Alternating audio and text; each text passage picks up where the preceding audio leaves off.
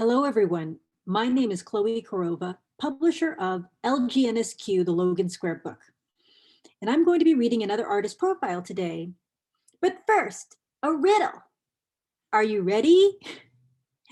What has 8 legs, is purple and gold, and drinks beer? Can you guess it? Well, if you live in Logan Square, you probably know what I'm talking about.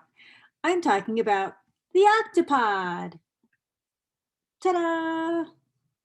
And the artist of the Octopod, which can be found on Milwaukee Avenue in California, is Jason Brammer. So let me share his story with you.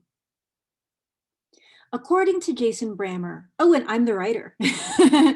According to Jason Brammer, capitalism induces a certain conformity. The artist's role is to bring in life. Jason is a formally trained artist living in the Logan Square area.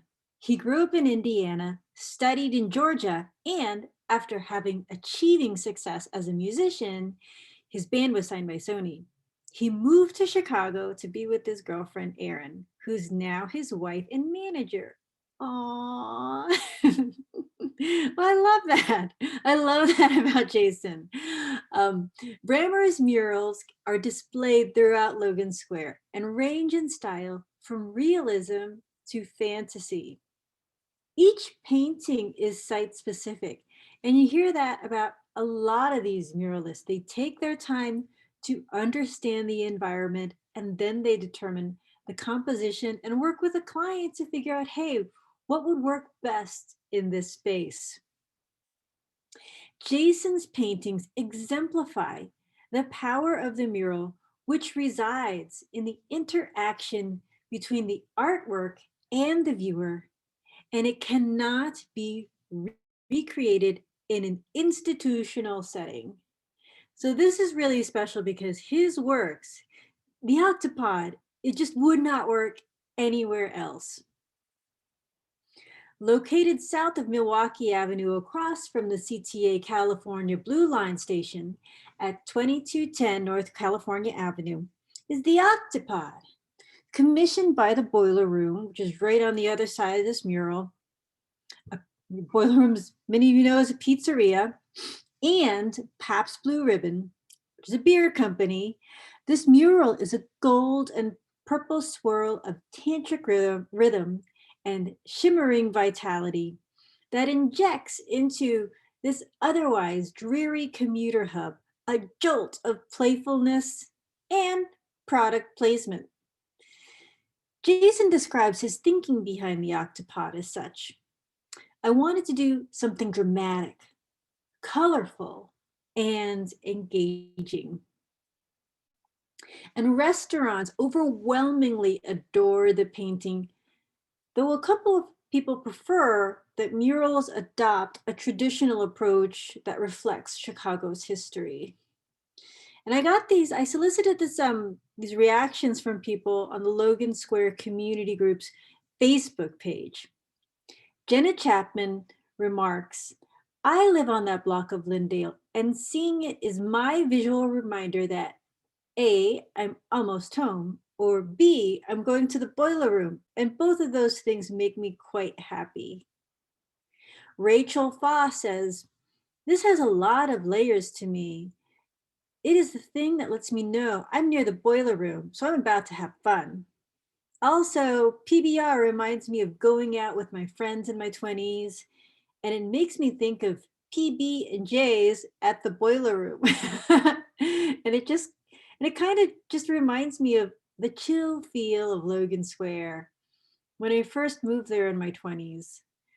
On another level, I'm also reminded about the fact that PBR got its blue ribbon at the Columbian Exposition Chicago World's Fair of 1893. So all in all, it reminds me that I'm home. Man, this is a highly intellectual Facebook group, let me tell you. I love the Logan Square Community Facebook group. This is the stuff that people post there.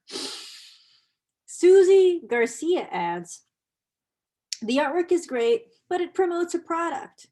Wish it was a real Chicago mural, not a corporate one. For me, Chicago's murals have always told a story. So this is kind of interesting now because a lot of people say, yeah, they love the Octopod. They just love seeing it when they go home. It just reminds them of good times. It makes them happy. But we also have this other this tradition that's been going on for the past 100 years, not just in Chicago, but the muralist history is very much a narrative history.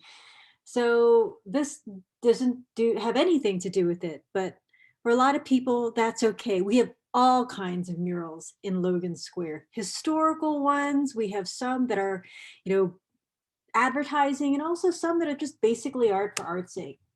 But I love that we have something for everyone.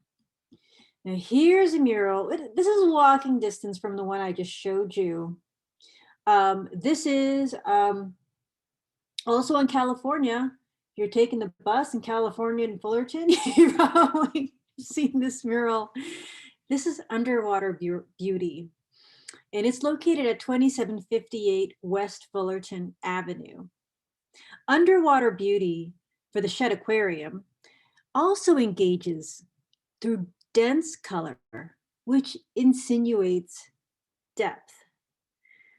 It stands out because it makes no attempt at historical references. Contemporary murals that have a corporate sponsor and no didactic intent. So it's not meant to instruct people on anything, okay? It's just what it is. What you see is what you get. But this can be just as powerful as traditional murals. Well, traditional within, let me put frame that, traditional within the past 100 years of muralist history in this country.